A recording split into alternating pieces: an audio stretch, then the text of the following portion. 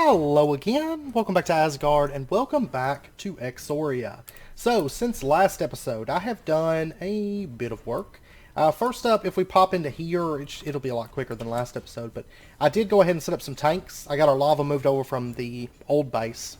So we got our tank over here filled with lava. I'm going to add a second one above each of these in time. And then I've got water, and then I've got seed oil. I've actually got 7 buckets of seed oil.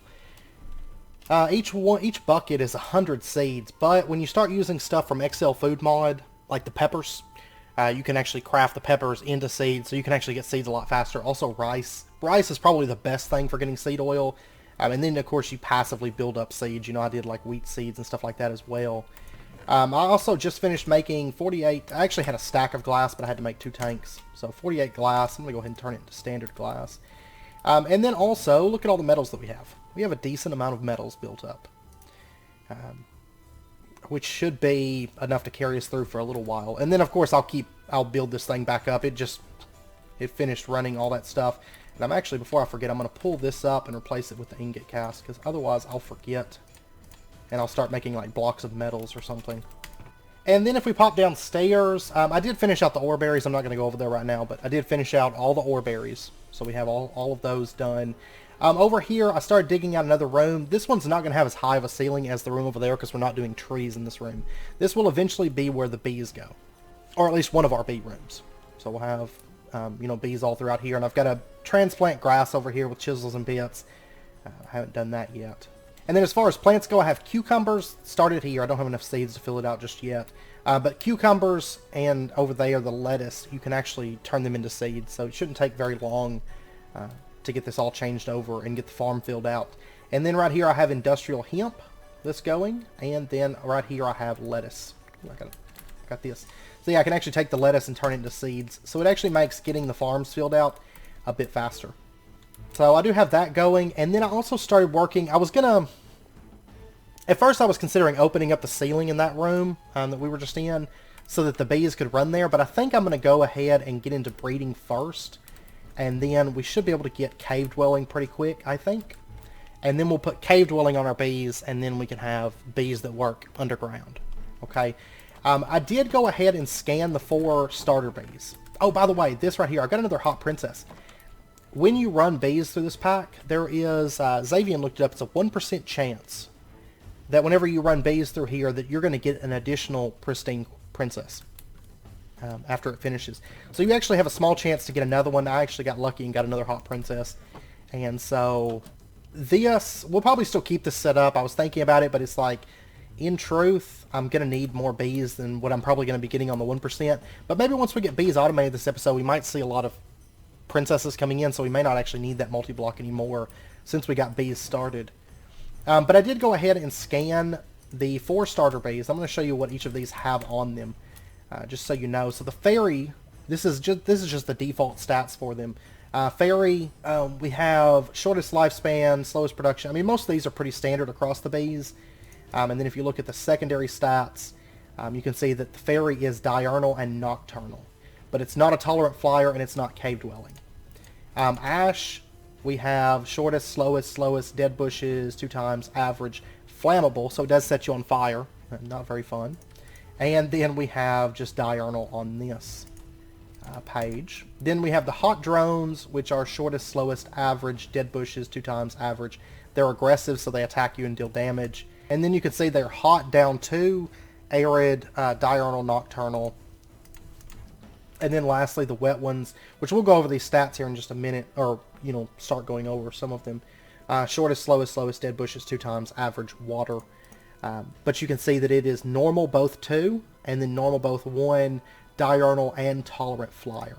And most of these other things are pretty self-explanatory, not really needed. So I didn't cover those things, because they're pretty self-explanatory, I think. But anyways, what I'm breeding together right now, if you look inside of here, I've actually got a fairy princess, and then I've got wet drones in there. What I've been working towards, I think the first thing that we want to breed together is the fairy drone. Because there's actually a lot of really ideal stats on the fairy and the wet drones. And what I'm trying to do is I'm trying to get like a bee species that has all those stats, so then I can breed them into getting more bees, basically. And I'll go over that in just a second, how that works. But You can see that this bee has shortest lifespan, which is great. We want shortest lifespan because it makes...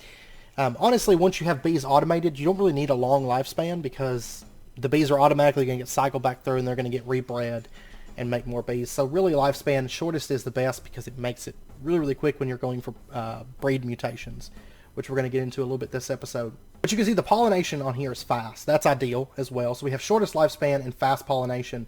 Those are great. Of course, there is faster and fastest pollination, but none of the starter bees have that. So pollination is going to affect the speed that it does like tree farms, which we'll get into tree breeding a little bit later on, but also the speed that it makes flowers around it as well. Also, fairy has flowers as the flower type. I would like to get flower type as flowers because that way I can use poppies, I can use dandelions, I can use sunflowers instead of having to use dead bushes. I really don't like dead bushes. They don't look good. And if I just had all my bees using flowers as their flower type, that would be awesome. Average territory. I don't think any of these have a larger than average territory, do they? I think they're all just average. Yeah. They're all just average. Also, the fairy bee has no effect. Because the ash drone has where it burns you, the hot drone has where it damages you. So I would like to go for no effect or a beneficial effect. You know, in all the mods, I used regeneration. So all my bees gave me regen, which was quite useful. But I definitely don't want a negative effect on these. So I'm going to try to breed the negative effects off of the ash drones and hot drones here soon. And then if you look here, it doesn't have any kind of climate or humidity tolerance. That's why we have the wet drone. But you can see it's diurnal and nocturnal. That means it works during the day and at night. That is something that we definitely want. The wet drones, there's nothing really on this first page that we want off the wet drone. It's all kind of, I mean, it does have the water effect, which I'm not 100% sure. I want to say that puts flames out, I think. Okay, no. Water does not put you out. What it does is it fills nearby tanks with water. So if we had like the BC tanks and we had it set up near water or drones with water on it, it would start filling up those tanks with water automatically. So yeah, we're probably going to try to get water on the bee. I wasn't for sure what that did. I was thinking it put out fires, but no. That's even better. That's even better. So we're definitely going to go for that effect, I think. But if you look on the second page here, it has tolerant flyer, which means that it can fly in the rain, which we definitely want. And then it has climate tolerance both 2. So basically, its climate is a normal climate, and then both 2 means it can go up or down on the climate by 2. You know, it can be hotter or colder climate up to 2 stats above or below. So basically, it could go to like hot or it could go to cold climates. And then the humidity is both 1, so it can go to like arid and moist, or I can't remember what it's called, but it can go up and down by 1. So it's actually a pretty decent climate and humidity tolerance for this bee, and it's actually kind of where I want it. So I want to get the climate and the humidity of the wet drones, as well as the tolerant flyer and the effect of it off of the wet drone. And then off the fairy drone, I would like to get the pollination as well as the nocturnal. Both of these are diurnal, but I want the nocturnal. And I think both of these are shortest lifespan, aren't they? Yeah, so that's not too big of a deal. But and then what we're going to do is we're going to try to get a drone or a bee species with all of those traits that we want off of there, and then we're going to start breeding them into other bee species. So say we get a fairy, and then eventually we get a wet drone that have, you know, the fast pollination, the good climate and humidity tolerance. It has nocturnal, diurnal, tolerant flyer, water effect, all those nice things. And then we can take drones once we get it so that every bee that comes out of that species has those stats. You know, it's because if you look at the bees, if you're unfamiliar with bees, I know I've covered it in depth a lot, quite a few times. But if you look, you have active and inactive traits. Basically, the active is what's taking effect now, but inactive is basically recessive genes. So we want to try to breed it so that our active and inactive is the same. You know, we're not going to have any tolerant or recessive genes that can show up. You know, we don't want it to have, say, water and then flammable, because as we breed that bee, flammable may become the active trait and may eventually breed out the water trait. You know, so we want to make sure that we get our active and inactive traits done. And once we have a bee species that is always producing the exact same cookie cutter drone, so you have the exact stats that we want, then we can start breeding them into other species. And so what we'll do is say the hot drone, we want to breed in all the genes that we want into the hot drone and only really keep the species as the only real trait that comes from the hot drone. And then anything the hot drone has by default, because it has shortest life, you know, we're not going to try to cover that over because it already has the trait that we want. So hopefully that makes sense. Eventually we'll get gendustry, and it's really, really easy once you hit gendustry. But I want to go ahead and get really serious about bees from the get-go within this pack, because they're going to be a great source of resources. But let's go ahead and scan the fairy that just finished. You can see it's active as fairy, but it's inactive as wet. So it can make drones that are wet or fairy, and it can become, once it finishes a lifespan, once the queen does, it can become a wet or fairy type princess. We've got shortest, we've got fast as an inactive. You can see we've got the water effect on this princess. So really, if I was to make sure that all the drones moving forward have water effect, then we shouldn't have any effects come up that aren't water. So, and we've got both 2 right here on climate, bred over. And then we've got arid, both 1, and then normal. I see diurnal. So, what? This bee can't work during the day. Huh, that's interesting. Okay, but it does have tolerant flyer and nocturnal, which is pretty good. Let's take a look at these other wet drones. We have wet fairy, shortest, fast. No effect on this one, though. Normal both 2, normal both 1. So it's got the climate and humidity that we want. It's diurnal, but it has, it does have nocturnal as inactive, but doesn't have tolerant flyer. And then this one here, there's water. I see it's diurnal, nocturnal, and tolerant flyer, but it doesn't quite have the climate and humidity that we want. So really it's about a 50-50, I think, as far as which one to go with. But that's basically what I've been working on, is trying to isolate some of those genes that we want, like those ideal genes for like the ideal bees. And then what we'll do is once we get that isolated, then we'll start trying to breed it over into other species so that we have bees that are actually like, you know, what we want. And the nice thing is once we get those bees isolated, we'll be able to set down tanks and have free water. So really I could get rid of, you know, the barrels that are out here, and we can actually make our water all in-house and not rely at all on the rain. Which the rain has actually been doing fairly well. I mean, you look at these barrels and they're about filled, and I just emptied them to fill out that tank. So, and by the way, these are apiaries chests. So they're not terribly expensive once you get bees up and going. You can see they're 5 combs, a chest, and a piece of glass. And they have slots for a lot of bees, and you can also look at stats on bees. So it's just kind of handy. You can also see right here, we found 4 out of 341 species of bees within this pack. Now, I know a lot of the bees aren't really obtainable within this pack because it's all like custom bees, so the default bees are not obtainable.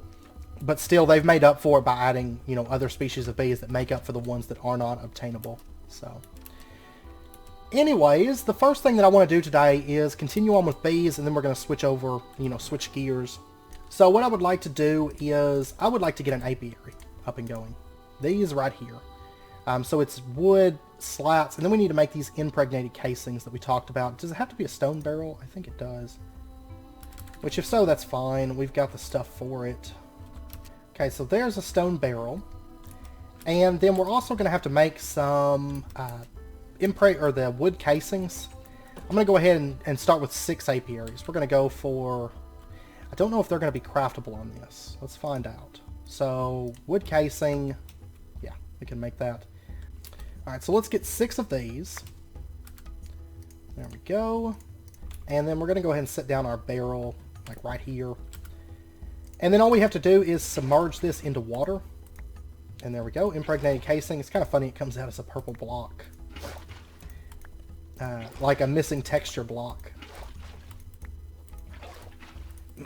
Okay, so we still got 1 bucket of seed oil. Could make 1 more apiary, but I want to leave just a little bit of seed oil, like, basically just in case. And then let's go ahead and get our apiaries. So, there we go. There's 6 of them. And quest complete, bee breeding. Okay. So, that's done. It looks like the last quest in this line is essential. So, we have to get Exoria essence and Exoria pollen. I read that there is a bee that produces some special Exoria essence. I wonder what it will be used for. I'm pretty sure that it is very important to breed this bee. Also, I noticed that some bees need special temperature and humidity requirements. I should check the underground dimension and check if I can breed some bees better there. The underground dimension. Is that, let's see, is that the portal? The deep dark or something? Beneath? In portal. I see Misty World. Portal to the Void. Portal to Zia. Okay. I'm not sure. It might be a dimension that we don't know about, but we could possibly... I don't know. Anyways, let's take a look at the Exoria Essence and Pollen. This is Industrious Bees for the Exoria Pollen, or Jaded, or Exoria Bees. Rune and Fairy. That's actually pretty early in. For the, that right there. Okay, that's just there. That's standard. Okay, yeah, this will be the way that we have to go, is the Exoria. And it produces Exoria Essence and Exoria Pollen. And like I said, it's pretty early because Fairy and Rock makes Rune. And you can see the percent chances to get these are pretty high. So, okay, so let's go ahead and start getting into bee breeding, actually. And we'll start trying to go for some mutations. So we'll put down our apiaries, like... Actually, we'll put them down right here. This is going to be semi-temporary because, like I said, I want to get cave dwelling is what I want to go for. And once we get cave dwelling, then we can put all of them in the house or in the inside of the base. So that's what we're going to be aiming for. Okay, so let's go ahead and take a look. This will be the first bee that we really start working towards, I guess. Which we need to get rock, which is a combination of hot and wet drones to get rock. And it says hot princess, wet drone. You can use either. You know, I could use a wet princess and a hot drone. It doesn't really matter. So what I'm going to do is I'm going to go for... I don't really have a hot setting around, though. We'll put it over here, I guess. So hot princess. Let's take her. And you can't breed these for mutations inside of bee houses. Apiaries are the only option that you have for making mutations. Let's go ahead and go with this. I'm just going to go with the standard. We're going to try to breed into the rock bees, and then after that, you know, we'll try to get the stats where we want them to be once we get the stats sorted on these bees over here. And the bee that's running over here, I'm actually going to pull this out, and I'm going to put it into an apiary. And the reason I'm going to do that is because the bees actually have a shorter lifespan in the apiary.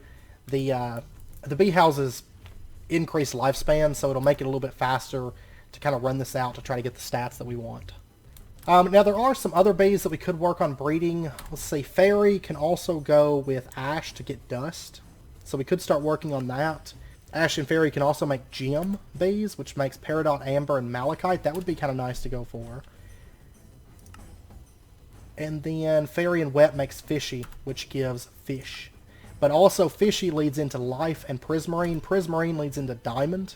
And it also produces Prismarine.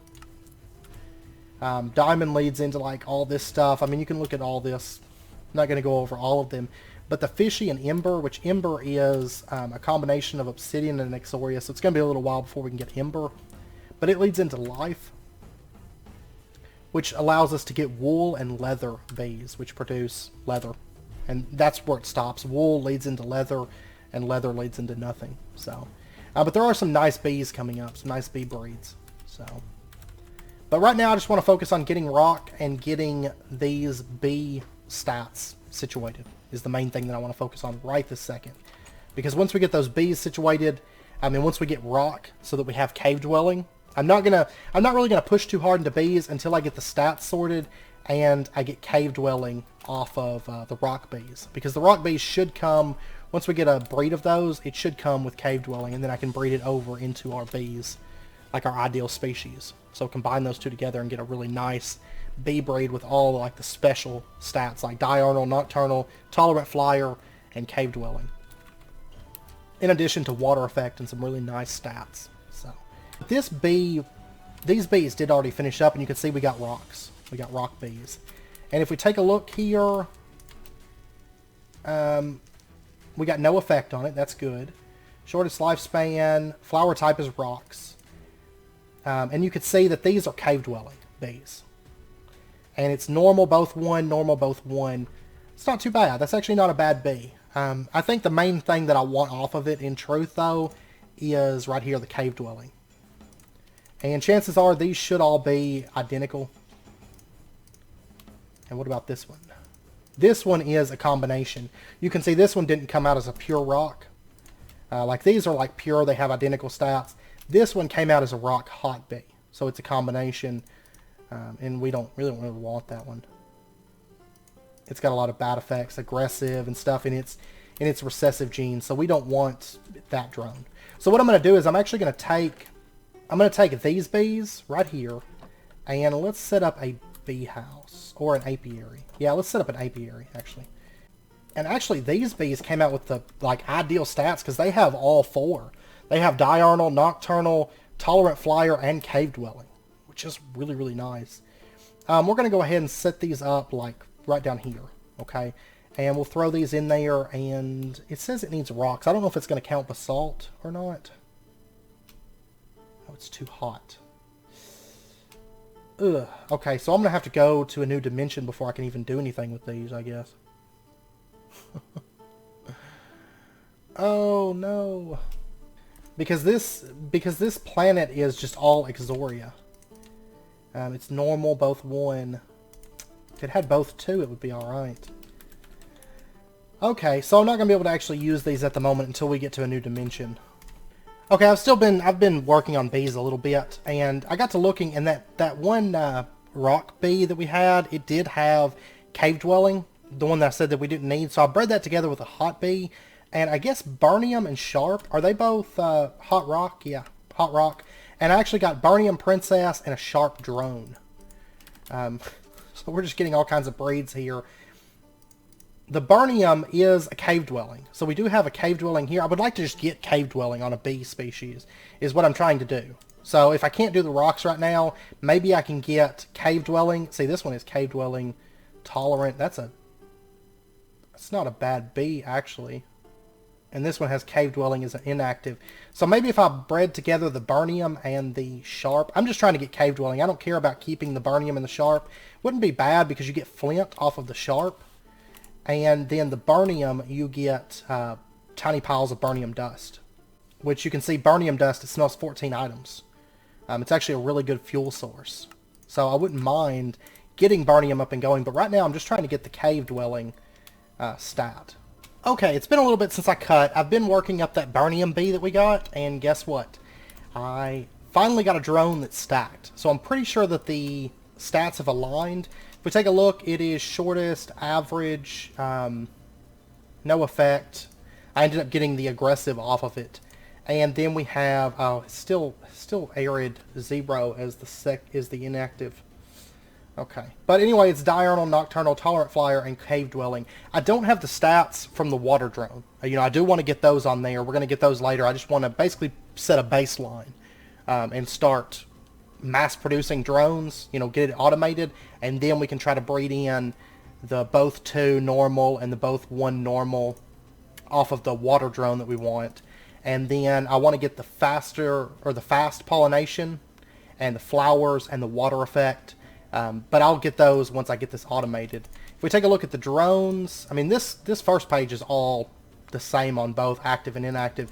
And it came out with arid both 1 and arid 0. Okay. Well, anyways, that's fine. We'll go ahead and throw those in there and get those things running again. I was hoping that I got arid both 1, It really doesn't matter. Honestly, at this point, I can automate it because it really doesn't matter what kind of drones I come out with.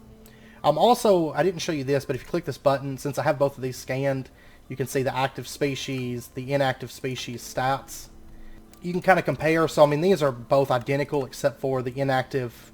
I have arid 0 there. Then you can also see possible produce and the resultant mutations. Basically, this is what makes Burnium. And then you can switch between the queen and the drone as well. So, and whatnot. And you can also scan from there, but we already have them scanned. So. But I'm actually really happy that I'd actually prefer that we got the stats like that on the Burnium instead of, say, a water or a fairy. It actually kind of worked out well because the Burnium doesn't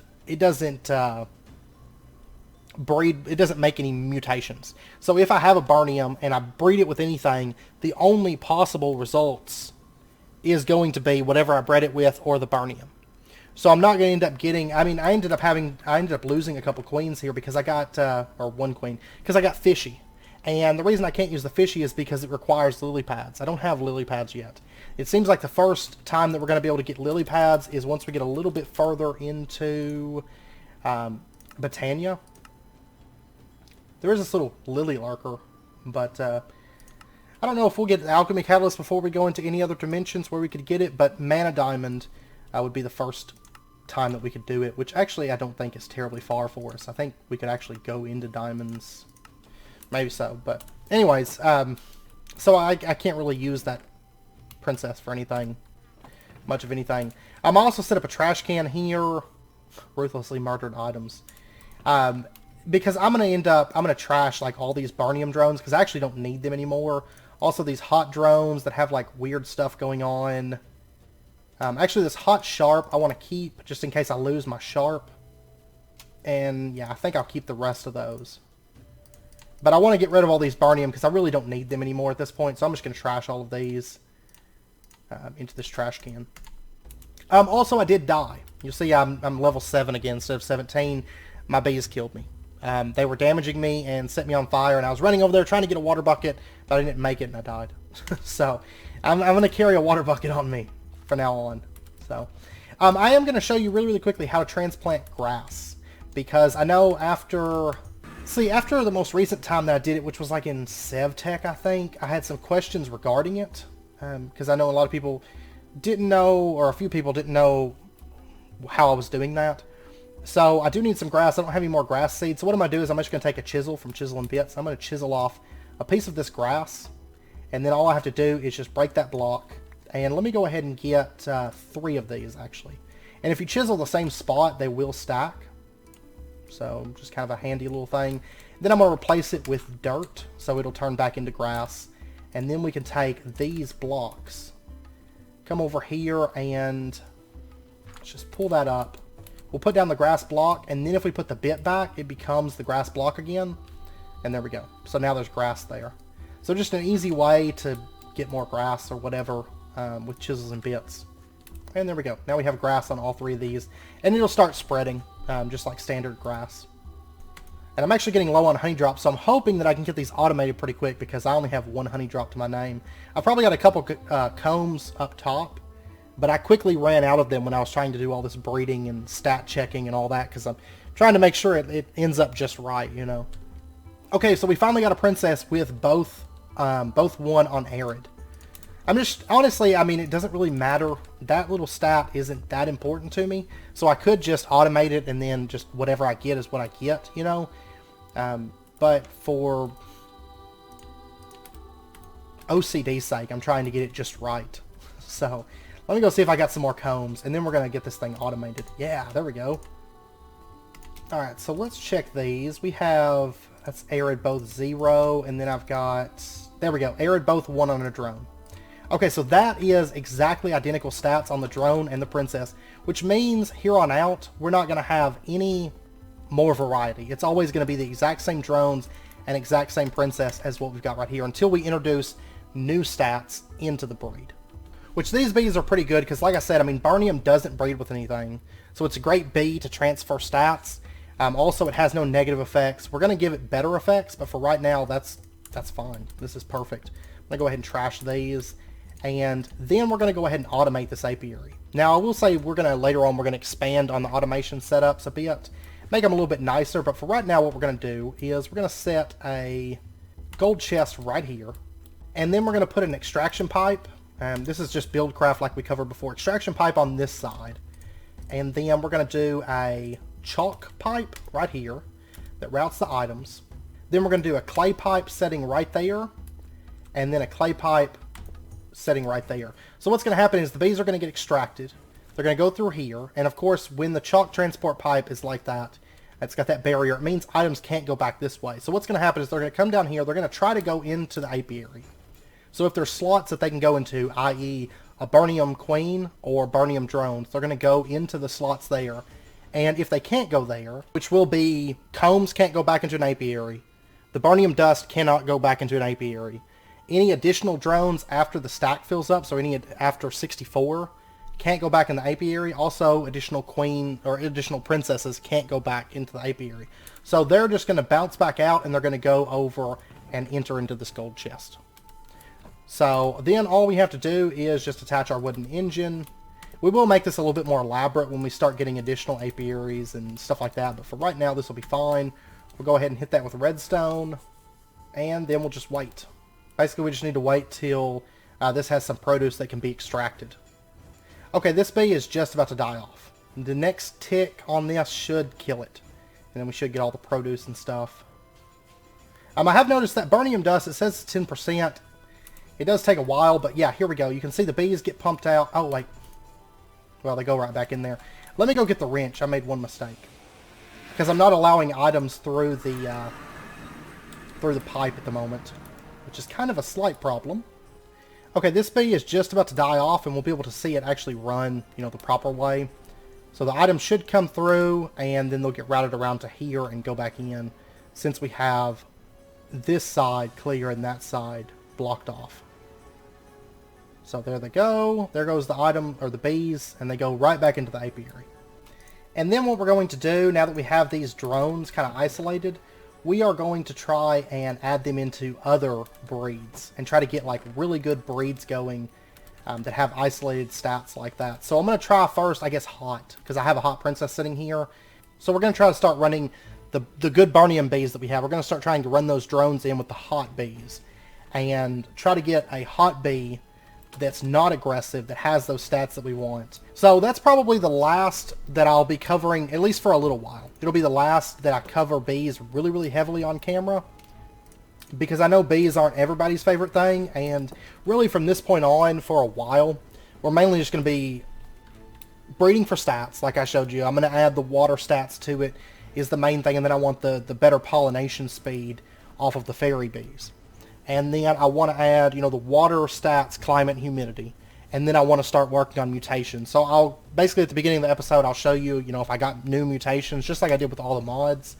I'll show you if I got some new ones. And I'll show you changes with the automation system and stuff like that. But for the most part, it'll be mainly off camera until we actually start getting into like Gendustry and Alvearies and some of the higher end bee stuff like that. But from this point, it's pretty redundant. It's just a lot of off-camera work that'll be being done. But if you guys have any questions regarding bees, let me know down in the comments, you know, and I'll do my best to get those answered for you. But for the rest of the episode, I know it's about halfway through the episode. Sorry if you guys are bored with the bees, but we're good on bees now. I want to get all that stuff done so I can actually start working on that off-camera. What I want to get into right now is I want to get into grinding my gears, which we're going to have to get into the Adobe crafter. So let's go ahead and start with that.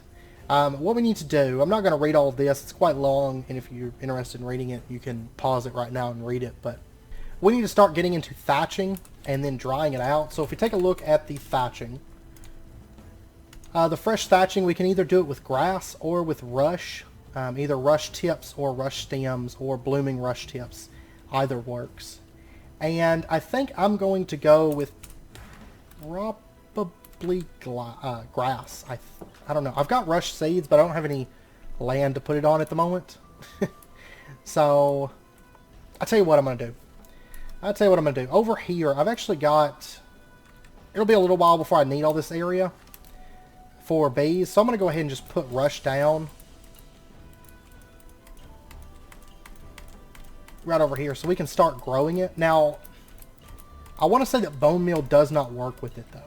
And watering can and stuff I don't think works with it either. So we're just going to have to give that time to grow, and it does take a little while. Yeah, we'll start with grass. Grass is easy. And I've got a little bit of bone meal here. And all we have to do is use shears, so it's really not a problem. And actually it looks like some of these are leaving behind rush as well. You'll notice that the grass, whenever I break it, it's leaving, yeah. We're only going to be able to do grass like so much because it keeps leaving behind rush. And the only way to remove rush is to actually break the block that it's on, like these little rush bits. Oh no, it's grass. It's coming back. Oh wow. I've never encountered this before and I love it. This is amazing. It just keeps growing grass. Oh, this is great. This is like a little grass farm. And it never goes away, it doesn't seem like. It just keeps coming back. Yeah, this is like way easier to do than doing the rush, I feel like. Because it grows back. I mean, I've already got a stack in 7. I'd say that's probably plenty, in truth. So our fresh thatching, let's go ahead and get as much of that as we can. There's 14 pieces. That should be good for right now. And then we need to get dry thatching. And to dry this, what we're going to have to do is put it on a drying rack. It's going to take 30 seconds per piece. You can also do it on the primal core drying rack. And then you can also craft the wet thatch as well. And place it in world, but we're just going to place it on the drying rack. I feel like that's a little bit easier. Okay, so I've got that stuff going, and while that's running, I'm just going to go check on my bees and stuff, and I'll be back here in just a second. Okay, so we've got our dry thatching done. Let's go ahead and grab that. And I'm going to get some more of this running, because I figure we'll probably end up needing it. And then let's take a look here. Next up, they want us to make Adobe brick mix. So let's take a look at that. The Adobe brick mix is dry thatching, and then we need mud and refractory clay. I'm going to go ahead and make a few crafts, more than what we need. But let's get ourselves... Actually, I've got a bucket of water on me. I'll just use that. And I've got water stored up in here. I really want to get that water effect on our bees, because that would be so useful. I would actually I would probably end up putting bees in here, just so I could keep them... Well, if my tanks run out, though, that's the only thing. Alright, so our Adobe brick mix, there is 32 pieces of it. Quest updated, Adobe Crafter. And so the next step that we need to do is we need to make the brick form. Block must not see the sky. Alright. So the brick form requires logs. Okay, and to do this, let me go ahead and grab this out of here. Alright, so to do this, we're going to need a work blade. And then let's get ourselves just some logs. We'll go with dark oak, that's fine. And then what we'll do is we're going to take this and shift right click. And we're going to do this on these until we get these stripped logs. And you'll notice we're also getting dark oak bark. So we can use that to make resin. I don't think we have a whole lot of use for resin at the moment, but we will. And then we need to take our axe and just right click a few times. And what it's going to do is it's going to split those. We got 17 split logs. So that means now we can get our brick forms. And I'm going to go ahead and get 2 of these. Might as well. They're pretty easy to make. In truth, I'm just going to dump this into there. And then the last step, they want us to make dry Adobe bricks. 4 of those and then 2 Adobe. So what we need to do, we're just going to put the brick forms into this room. And basically, they basically just have to be out of the weather, out of the rain, stuff like that. So we'll just put them down like right here for now. And then we can take our Adobe brick mix and just right click it into there. And then we're going to have to give it a little bit of time. So, let's see. I want to say that it's 4 bricks per Adobe. Yeah. Oh, wait. Dry Adobe bricks makes 2. Okay. So, once these 4 get done, then we'll be set. So, we just have to give them a little while to dry. They do take I want to say they take I don't know, a few minutes. So, also down here in the bees area, I noticed this just a second ago, we got our very first piece of burnium dust. So, whoop. I did have to set our dead bush up here because this turned to grass and it killed the dead bush. It turned into sticks because dead bush has to be planted on dirt. So, I got scared there for a second because I didn't see my queen in here. I was like, what happened? Or what happened to my princess, you know? And it was cycling around. So, false alarm. False alarm. But yeah, the dead bush, the grass broke it, so I had to set it up here for right now. Until I get flowers on these. I do want to get flowers on these eventually. But for right now, this will be fine. But that burnium is actually pretty nice. Each small piece smelts 3.5 items. Each big piece, like I said, it smelts 14 items. So it's better than coal. And once we get like better production speed on these and stuff, and I'm actually probably going to do...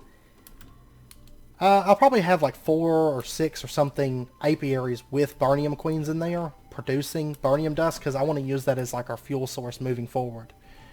Charcoal's nice and everything, but burnium's going to go further, it's going to do better, and it's really kind of free once we get all this automated and everything. Alright, so our Adobe bricks are done. There's those 4, and that's complete. Then we'll just craft these 4 together and get our 2 Adobe And there we go. Adobe Crafter. That quest is now done. Ooh, pump it up. Okay. So we unlocked grinding my gears. This is, I need more than just plates and ingots to be able to make machines. Just casting gears doesn't work. I need a better device to be able to get nuggets and gears. Okay. So we need the metal caster. Cast items from liquid metal using molds. And I guess it's just supposed to be in a room of at least 50. It's going off screen, but let's take a look here. The metal crafter, or metal case, what was it? Metal caster, okay. I don't know what I was thinking, metal crafter. Okay, so we are going to need I think that's just a chest. Yeah, accepts any chest. 4 iron plates, and then a refractory casing. And that's 4 more Adobe. Okay, I'm going to have to make a bit more of that then. Alright, so all together we're going to need 8 iron plates, a couple chests, which I've got the chest right here. It's mainly going to be waiting on the Adobe at this point. I think I need to make more brick forms. So I will be back here in just a minute once I get all this stuff together, and then we'll move forward. We also need to make the casts as well. We'll look at those in just a second. By the way, I am using an iron hammer now instead of a flint one for making like plates and crushing up honey and stuff like that. This thing is about to break though. I'm going to have to make another one. But anyways, there's our iron plates, and I did make 3 more brick forms, and those are running. And so then to make the metal, or not the metal caster, we need the, what is that? The nugget mold and gear mold. Okay. Oh wow, we need all kinds of things here. Revolver, shells, all that stuff. Ooh, helmet and chest plate. Okay, well the gear mold, this is how we make it. Okay, so we're going to need to get ourselves that refractory clay blocks again. Some more of those. So let me make up some refractory clay. Okay, so here we go. Let's throw this into there. So the gear mold is depth of 1 all the way around, and then depth of 1 in the center. Okay, so let's do this, and then there, and then we have a depth of 1 like that, and we'll fire that mold. Then they also want us to get the nugget mold, which is, okay, just a depth of 1 like that. There's that, and okay, so here we go. That, and fire that mold. I'm going to go ahead and pull this coal out of there, because we don't need any more of it. And our nugget mold. There we go. So now all we need is the caster. And it looks like, yeah, we're still waiting on these. Okay, I'll be back once those bricks finish up.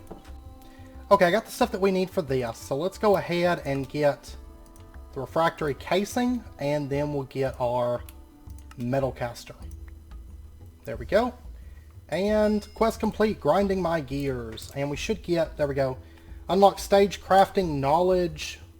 Yeah, crafting knowledge, which I want to say that is the crafting station, I think. Oh, and it looks like these are the last 3 quests in the survival, and then we'll be done with it. And we unlocked making things easier. Make a chest, make a crafting station. Well, it just so happens I've got chests. We've been making those for a long time. And the crafting station, is it standard? I want to say maybe it is. No, it's not. Okay, let's see what it takes to make a crafting station. Oh, 2 crafting tables and then 2 sticks. Okay, well that'll be fine. So there we go. There's crafting station. And go. Quest complete, making things easier. Says I've now gained some experience as well in how to store and craft more efficiently. I should use that to my advantage and improve the crafting and storage situation. Woot. Okay, so that is done. Basic auto crafting, larger storage, collecting. There's Yaba barrels. Oh, we're getting into some good stuff now. Alright, let me go ahead and update these, and let me make, let's see. Let me make another one here. I like having a couple of these around. These actually aren't too bad to craft. They're a little bit more expensive than standard, I guess, but still not too bad. Okay, so there's that. And now I can actually use, I've had this crafting station here, but I haven't used it. I actually have not used it for anything that was craftable in this other stuff. Okay, it's been a little while since I cut, and I've actually been making up a bunch of Adobe bricks. Also iron plates, I got a half stack of those. And I got to thinking we could probably use the immersive craft chests instead of these chests. And I want to go ahead and craft up, let me go ahead and turn these into Adobe bricks. There's 26 of those, and then I want to go ahead and get these. I want 4 more of these casings. And I'll probably end up making 1 more between episodes, but that'll be fine. And then I want 4 more metal casters. So altogether we're going to have 5 of these things. And, oh, I use those chests. No! That's fine. I'll end up needing chests for crafting at some point, I'm sure. And then what we're going to do is we're going to pull up our ingot casting tables. We don't really need these things anymore. So what we can do is we can craft them and pull the molds out. And I'll leave those alone for right now. I want to go ahead and make depth of 2. Okay. Okay, I want to go ahead and fire that. And I want to make a couple extra ingot molds. I'm going to end up needing 5 of them. And then possibly some additional molds, we'll see. Though, honestly, aside from ingots, I don't see necessarily needing a bunch of all of these, because it's not like I'm going to be making gears from all the different metals at the same time or anything. I doubt it. But I will probably end up making a few more molds, just between episodes, just kind of working on those. But alright, so there's 3 ingot molds. That'll get us started, and then I'll go make some more refractory blocks. And what I want to do is I want to sort this out. Like I said, I wanted to do something with this so that, basically, I've got all this stuff that I've been holding on to, minus the copper. Because with our current situation, I have to basically count out and make sure there's 9, so it doesn't stop up the system. Make sure that it's 9 iron ore rocks or 9 iron ore berries, you know, not mix and match. Because the way that it'll pull stuff out, it may get the iron rocks before the ore berries, then it'll stop up the system if the ore berries don't come in behind it. You know, so it's kind of a headache, honestly. It's kind of a nuisance. So I want to make this a little bit easier for us. So what we're going to do is, the first thing, I want to make a tank. And this is basically because of the fact that really we could pull this out of here. And we probably will, actually. But what I'm going to do for right now is I'm going to set up a tank, and this is basically just to make our lives a little bit easier when it comes to setting up for these liquids. And then I want to make what's called a pipette. And if you're not familiar with this, this is from forestry. And basically, instead of needing 1,000 millibuckets of a liquid, it can pull out abnormal amounts of liquid. So it's just wool and two glass panes, which that's standard recipe. There's wool. And then we will get our pipette. And then I want to make some casting channels. And this is, we do have a quest for this. No, it's not like that, is it? What is the channels? Casting channels, just like that. So we'll get 1 craft of these. I don't really need many of these, and it's not something that we're going to leave up. Because they're okay, but in this pack there's not really a whole lot of need for them, I don't feel like. So we got the channeling all the liquids quest done, which only leaves 2 in here. Okay, and then what we're going to do, let's actually go ahead and pull up this chest, because I don't need this. I also don't need the wooden hopper here anymore. We have no need for them at the moment. And I'll just throw this stuff into there.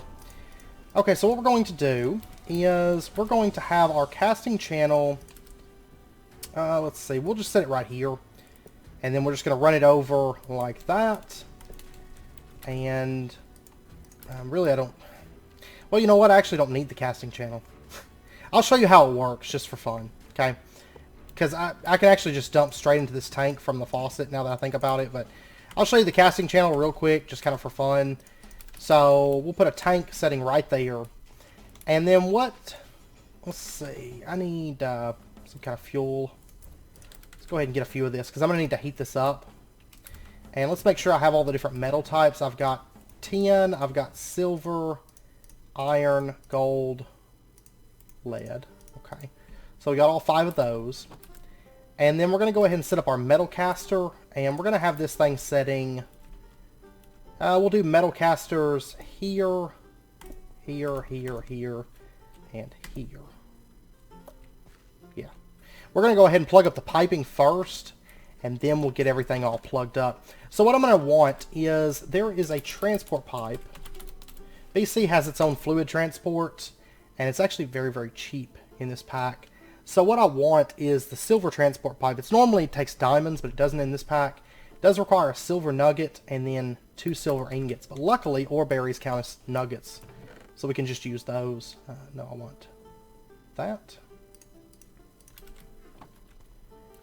And do I have silver ore berry? Yes, I do. So that and that. There we go. Silver transport pipe. It's nice because, like, they wanted us to make a nugget cast. I actually don't have much use at all in the nugget mold. I don't foresee myself ever really needing that because ore berries all count as nuggets. So it's not terribly useful. And then what we're going to do is we're going to put silver transport pipes right here, here, here, here, and here. Just like that. And then I'm going to need... I left my pipes down there in the B area. So, I never threw this in there. Okay, I'm going to wait, actually. I don't need to put down diamond pipes. I need to put down water, fluid pipes. They need to be fluid, specifically. So, and I'm also going to need some more chalk... not chalk pipes. Clay pipes. These right here. Okay, so clay... And then we're going to need a bunch of algae, which I've got about a stack and a half right here. I'll just take like 24. Should be fine. Dump off some of the stuff. I was busy crafting. Guess I could go ahead and turn these into refractory blocks. Okay, so now we're all set, I think. Go ahead and dump that into there. And what we're going to do, let's pull up these silver transport pipes, actually. Because we need to turn them into fluid versions first. So what we're going to do is we're going to take our algae, just place it in the crafting grid, and we get pipe sealant. And then we're going to need 5... well, technically I don't necessarily need 5 silver transport pipes. I'm going to do 4, because I know I'm going to end up adding glass to this. So I'm just going to start with 4, and then I'll add on to this between episodes a little bit. So what we're going to do is put silver fluid pipes right there. And do we want glass? Yeah, glass will go over on that side. And then we'll do like that. And then I'm going to have a cobblestone transport pipe. We're going to add pipe sealant to that. So it becomes a fluid pipe. And we're going to put this right here. And then we're going to do insertion pipes, which are the clay ones. I'm going to need 5 of these for right now. And then we're going to do pipe sealant with those and get clay fluid pipes. And we're going to insert fluid into... I wonder if I can insert it into the back of this. I want to say that I can. I think I did that in my test world. I was wanting to make sure all this stuff worked. Actually, before we do the insert pipes, I want to get a pipe, some pipe plugs. And these are actually fairly easy to craft. Cobblestone structure pipes. Support pipes, they don't actually like do much of anything. They take gravel and cobblestone. And I mean, they do stuff, but they don't transport anything. They're structural pipes and not for actually transportation at all. So let's get that. And that's why they're so cheap, because they're just for structure. There we go. And we're going to get ourselves like 8 pipe plugs. And basically what pipe plugs do is you can place them down and they keep pipes that are right next to each other, they keep them from connecting. So what we're going to do is clay fluid pipe, and we're going to put one down right there and do a pipe plug on the side of it. Another fluid pipe right there and pipe plug. Another fluid pipe, pipe plug. Another fluid pipe, pipe plug, and another fluid pipe. And I'm going to go ahead and put a pipe plug right here because I'm going to have the glass metal caster on this side. So, and let's actually... This is wanting to connect like everything. Let me pull this off. So the way the casting channels work, I'm going to set this one down right here. And we're going to put a tank right there. And what we can do is we can click on, it's this side. Set side to flow outwards. Yeah. Click on that one and that means the liquid's going to flow off in this direction. If I recall. I believe that's right. If not, it's the other direction. So we're about to find out. And I'm going to go ahead and get this thing heating up. And then we're going to start adding liquids to this one at a time. So I'm going to start with 10. It has a low melting point. And there we go. It's going to melt out. And then you can see it just got poured out and it went. And it kind of flowed down into the tank.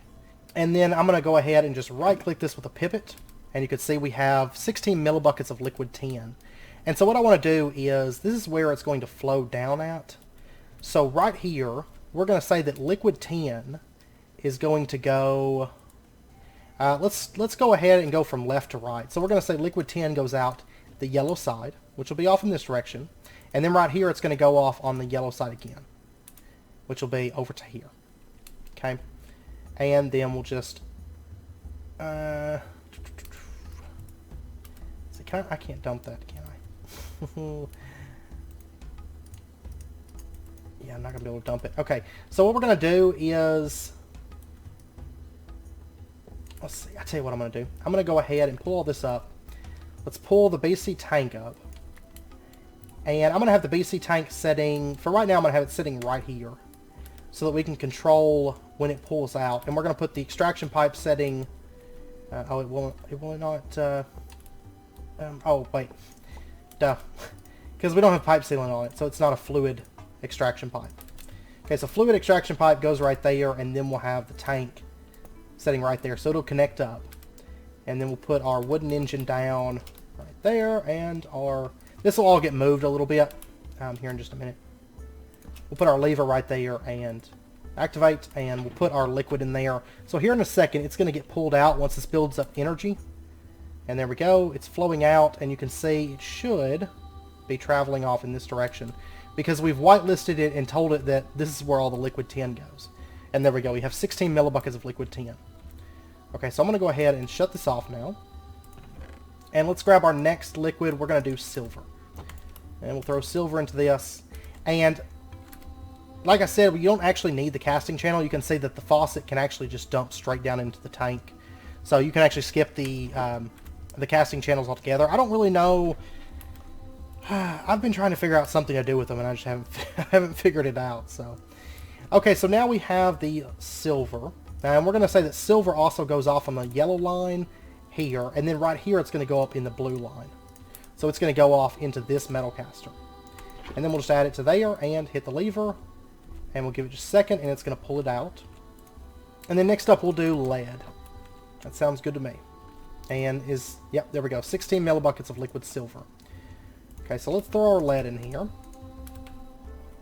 And there we go. We'll grab that. We're going to say that this one goes off in the blue line, because from right here, it just basically just goes right into this metal caster. And we'll throw it back in there, and there we go. And then next up, we're going to do gold. After this lead gets pulled out, there we go. And there we go, there's our liquid gold. We'll grab this. And right here, we're going to say that the liquid gold is going to go off on the green line. And you can see these are all color-coded, so they're pretty easy to find. And then it goes down the green line, and then once it hits the blue, or once it hits here, it goes up the blue line. And then we'll just add it to that, and pull it out. And then all we have to do is iron ore berries. And then we're all set. And then I can just throw all the liquids in here and just tell it to go, right? Because it's going to filter the liquids and send them where they need to go, and it's going to handle the liquid.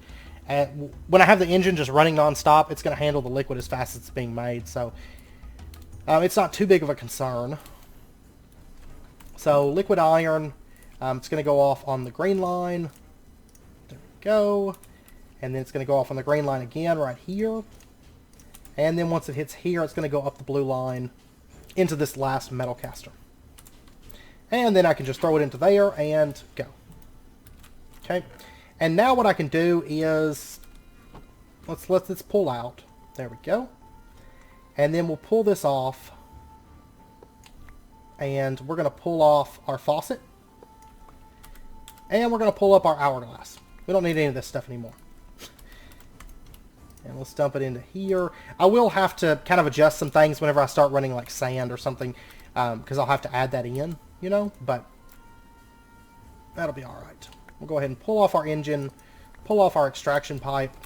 We're going to put our fluid extraction pipe right here, just connected onto the metal crucible.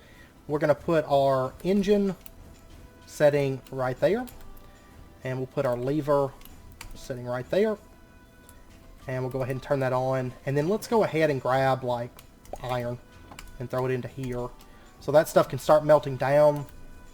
And then what I want to do is... wait, don't... Stop. Stop working. Let's get some cobblestone transport pipes. I need 2 is all I really need. So 2 cobblestone transport pipes. We're going to put pipe sealing on them. and we're just going to run it down to there. Now you can actually make some slightly better transport pipes, but there's not really a whole lot of point because the wooden pipe is only going to extract like 10 millibuckets at a time, so the cobblestone works fine for the time being. So, and we'll turn that on, and it should start pumping out the liquid iron. There we go. You can see it's flowing down, and it's going to come right here, and it should go left. There it goes. Left again, all the way into this. And look at that. 128 millibuckets, which is enough to make an ingot with. So then what we can do is we can throw our whatever mold we're wanting to do. We can actually just let the liquid build up, because it can actually store 6,000 millibuckets. That's a lot of iron, right? That's like, what, 50 ingots worth? Ish. That's a rough estimate, but about 50 ingots worth that it can store in an internal buffer. So really, I can just let the stuff build up, and all I need to do is just say, I'm not going to put a mold in this. Or I can set it to ignore redstone signal off, redstone signal on, redstone pulse. I'm probably going to end up doing some redstone control for it, but for right now, I'm just going to, if I have ingots in here, then it makes it. You can see it has an energy buffer, but we're not actually going to be using that. So if we put an ingot mold into this, look at that, it starts running, and pew, it's a lot faster than waiting for the ingots to cool. And then in addition, it's a lot more intelligent now, because I can just go in and I can just dump all the things into here, and it's going to handle them for me. Now you'll notice I didn't do a thing for copper. If we find, chances are I'm probably going to have to do one for copper for making like gears and stuff like that, because I'm pretty sure, if I recall correctly, I think we're going to need copper gears here soon. Yeah, for thermal expansion stuff. Once we get into that, I think it's still a little ways, well, yeah, it's still a little ways off for that, but honestly, multi-block miniaturization, we might already have immersive engineering by the time. If I find that I need copper, I'll add copper. So that's what we'll do. Let me go gather up some ore berries real quick, so that I can just go in here and I can just dump them all in the system, because all the ore berries should be in right now. And it's a whole lot easier than dealing with those tables, because I never have to break and replace anything. I can literally just pull the mold out, and there we go. And then, like I said, I may end up doing some redstone control for it, or I may just switch the molds, because I feel like for most situations, I'd probably just want it to just make ingots or whatever, but we'll see. I may end up doing, like I said, maybe some levers or something like that to control it. Alright, so I've got lots of ore berries. That's why I left the furnace running. It's kind of a waste of charcoal, but I don't really mind at this point. By the way, burnium will not go in the burner heater. It will not. It'll go in the furnaces and stuff, but it won't go in the burner heater. I've noticed the burner heater won't take many things outside of, like, coal, charcoal, and stuff like that. Okay, so let's get this thing going, and this time it'll really be running, because we're going to add in, there's some silver, there's some gold, there's some lead, there's some iron, there's a little bit more iron, and there we go. It's going to start pumping out liquids, and you can see they're all going to their designated spots. So 10 is going in there, it's filling up. I'll go ahead and throw a mold in there. Now we could put a hopper on the bottom of this, or maybe some buildcraft pipes and pump out the items. I may end up doing that, but honestly, I mean, it's going to stack up to 64, so I don't know. We'll see. You can actually store additional molds over here. So if I want to store, I can store up to 9 molds, which is kind of handy. I'll probably end up using that for storage. So I shouldn't have anything really building up in this chest too much anymore, which is nice.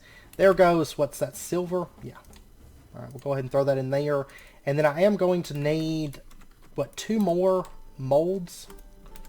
So let me grab a piece of charcoal. Honestly, like, handling the ores was really easy last episode. Now it's like super easy. So I can literally just dump a bunch of stuff in here, throw in, like, I don't know, a stack of charcoal or something, and let it go, which is great. Yeah, you can see we got 8 silver, we got 7 tin. What's it running right now? Iron. Iron takes a little bit longer to process, but iron will start building up. There we go, just crafted 1, so on. By the way, this right here is for special items. So if you take a look at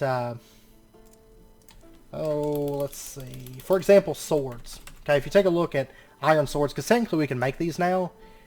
Well, you can make them right here, but the metal caster, you can do it in there as well, which I guess really isn't as important, at least with the iron, because we can just craft it like that. But you can see a stick and then 2 ingots worth with a sword mold will make a sword. So like that's for like special reagents that are It kind of depends on what you're doing, but in some cases, like bullets, you need a bullet to make a jacketed bullet. So, and just little things like that.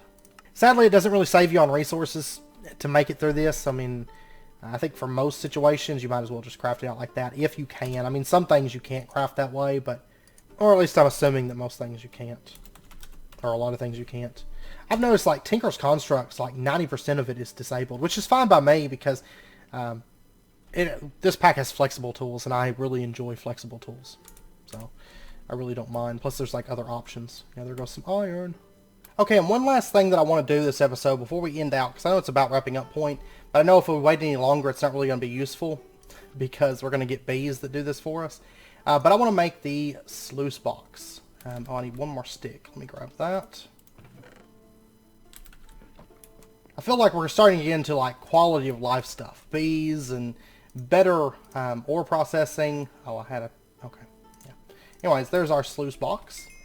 And quest complete, sluice juice. So the only quest we have left in this tab is pump it up. We'll do that next episode just to get a pump up and going. And then we're going to do infusing life and stuff. And probably get into sieving and... yeah. It'll be good. It will be good. Okay, so our sluice, we're going to put this just right over here. It'll be fine. No, I actually want it right there. Okay, so what we're going to do is, let me go grab some gravel.